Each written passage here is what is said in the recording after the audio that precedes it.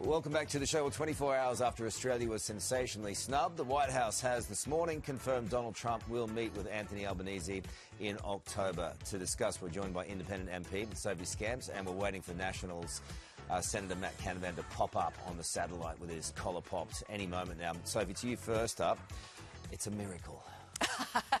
Is it a meeting, finally? No, good to hear. Good to hear that there's a meeting. I'm sure they've got a lot to discuss.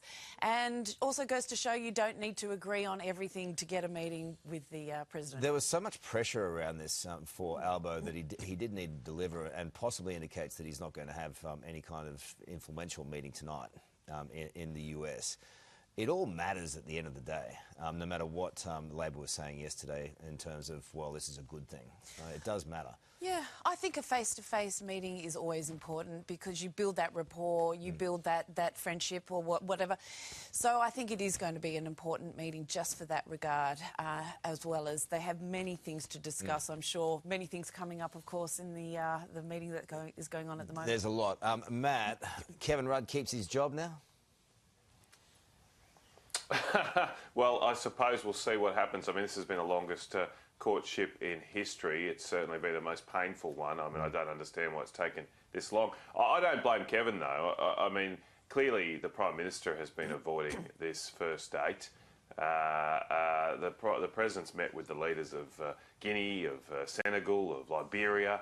I'm sure he would have found time to meet the Australian Prime Minister, but the PM's been playing hard to get. All right, Matty, Trump's speech at the UN, it was a 56-minute up yours. We're going to hell over immigration and rewarding Hamas.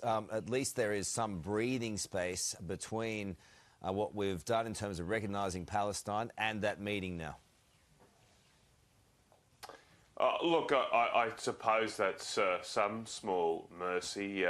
Again, though, it seems very strange that the Prime Minister's not confronting and dealing with this issue with our biggest ally up front.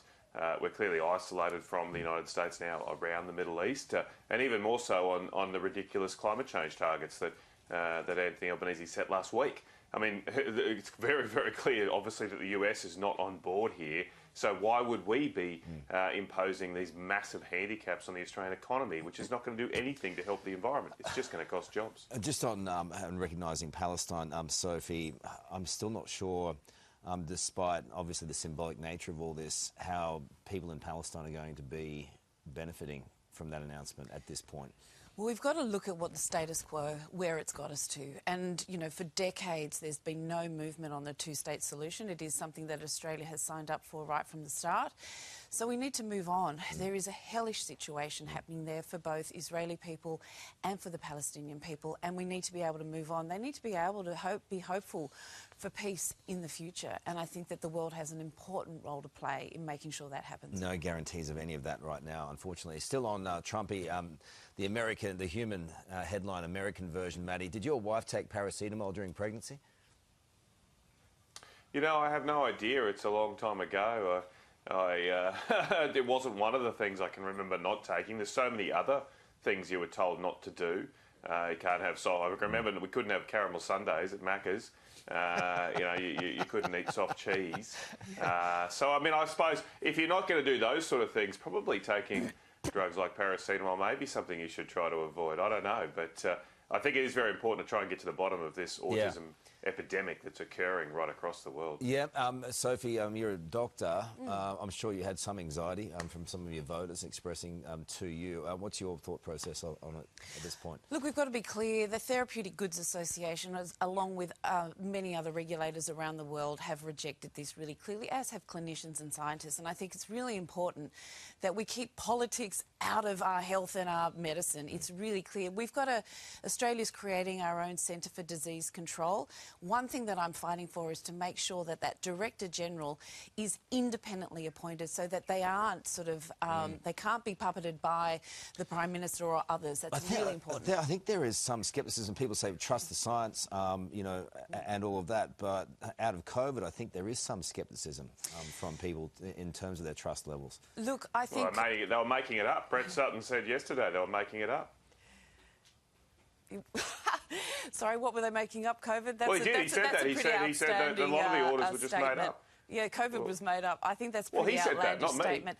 Look, I think it's really important, this is what I mean, to keep politics out of health. One of the most fundamental things that we learn in medicine is that when you have opinion in medicine, we get it wrong. We get it wrong because we are emotional beings, and so you have to rely on the science. And so there's been multiple studies, and you look at all the studies when you put it together, and that's how we know that we're doing the right thing and we're not doing harm. All right, I need to bring peace on this earth right now. After all was said and done at the UN, Emmanuel Macron found himself stranded on the streets of New York. How are you? Guess what? I'm waiting in the street because everything is frozen for you. Yeah, a little hotline to the President. Maddie, I wanted to ask you this morning, if you're on a big night out in Canberra, who do you call to get yourself out of trouble? Barnaby Joyce? Well, we've got this thing called a Comcar, Carl. It sort of gets you out of any sticky situation down there. But not that I've been in that problem before. But anyway. All right. So, I'm glad the President's okay. If you're on your own here, who do you get? I'd say that Barnaby Joyce would be out with Matt if they'd probably be together. Oh, who would I call? Look, I'm one. If I get the opportunity to go to bed early, I do. I love it. Yeah. You don't get You're the opportunity. not alone often. on that one. Yeah. Good on yourself. Thank you.